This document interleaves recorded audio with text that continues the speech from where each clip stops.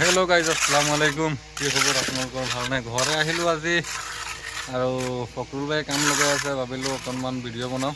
ফকৰুল ভাই কাম কৰি আছা? চলি আছে ন? এই ফকৰুল ভাই কোনে কোনে চিনি পায় কমেণ্টত জনাব।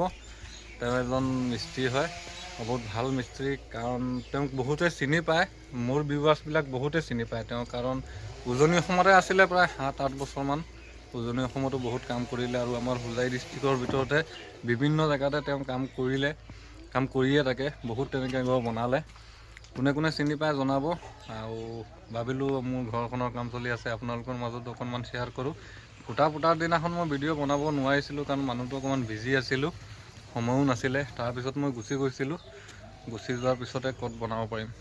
আজি আহিলোঁ ঘৰতে, আহি পেলাই দেখিলোঁ কাম বহুতখিনি আগবাঢ়িছে। BT লেভেলটো কমপ্লিট হোৱা নাই, আৰু BTটো ওখ হৈছে নে চাপৰ হৈছে আপোনালোকে জনাবচোন।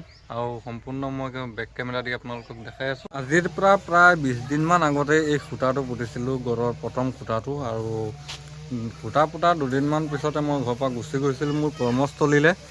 আজি আহিলোঁ, ভাবিলোঁ আপোনালোকৰ মাজত অকণমান শ্বেয়াৰ কৰোঁ কিমানখিনি কাম আগবাঢ়িছে। BT লেভেলটো হোৱা নাই এতিয়ালৈকে। 3টা ছাইড ইটা কাটি হ'ল, এই ছাইডটো বাকী আছে, ফ্ৰণ্ট ছাইডটো, কাৰণ মাটি বহাবলৈ আছে কাৰণে এই ছাইডটো ইটা কাটিবলৈ অকণমান ৰখাই দিলে মিস্ত্ৰীয়ে। 2 দিনমান পিছতে কাটিব। আৰু ইমানলৈকে কাম আগবাঢ়িলে 20 দিনমানৰ মূৰতে। টোৰ পৰা এনেকুৱা ঘূৰাই পেলাই এইটো চুকলৈ আহিলে, আৰু ফ্ৰণ্ট ছাইডটো বাকী আছে, কাৰণ মাটি বহোৱাৰ পিছতে এইটো কাটিব। আৰু মাজতে ভীমকেইটা ওপৰতে দিম, তাৰমানে একেবাৰে তলৰ পৰা নিদিওঁ। মাটি ভৰ্তি কৰাৰ পিছতে, মাটি পেলোৱাৰ পিছতে মাটিৰ ওপৰতে ভীমকেইটা হ'ব। পোষ্টটো ভীমৰ তললৈকে পোষ্টটো দিয়া হৈ গ'ল আৰু কাম কৰি আছে, কাম চলি আছে। কেনেকুৱা হ'ব আপোনালোকে কমেণ্টত জনাব। কামটো মোৰ চমুজত অহা নাই, কি কৰি আছে তাৰমানে মাটিৰ তলতে ঢাক খাই যাব। তাৰপিছতো যে এনেকুৱা প্লাষ্টাৰলৈকে মাৰি আছে, বালি আৰু চিমেণ্ট দি পেলাই। ফকৰুল ভাই, এইটো কি কাম কয়? এই চাটটো মাৰিলে কি হয়?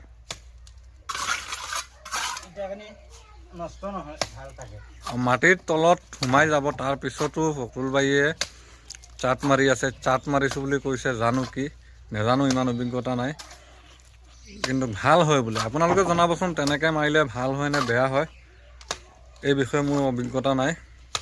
ঘৰ ডিজাইনটো কেনেকুৱা হ'ব আপোনালোকে জনাব। এই মাজৰটো হৈছে কৰিডৰ, এইফালে ৰুম হ'ব 2টা, এইফালে হ'ব ৰুম 1টা, মুখৰ আগতে বাৰাণ্ডা এডোখৰ থাকিব।